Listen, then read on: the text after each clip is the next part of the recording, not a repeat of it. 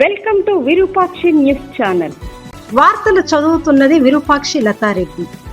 SLBC టెన్నెళ్ల దగ్గర GPR marking చేసిన ప్రాంతంలో కొనసాగుతున్న తవ్వకాలు. మరికొన్ని గంటల్లో 4 మృతదేహాలు వెలికి తీయనున్న రెస్క్యూ టీం. సిద్ధంగా ఉన్న ఫోరెన్సిక్ వైద్య బృందాలు. మృతులను సొంత గ్రామాలకు తరలించడానికి అంబులెన్సులు కూడా సిద్ధం. జిపిఆర్ ద్వారా 2 మీటర్ల లోతులో 4 మృతదేహాలు గుర్తింపు. మరో 7 మీటర్ల లోతులో మరో 4 మృతదేహాలు గుర్తింపు. మరో 4 మృతదేహాలను బయటకు తీయడం అసాధ్యమంటున్న ఎన్డీఆర్ఎఫ్.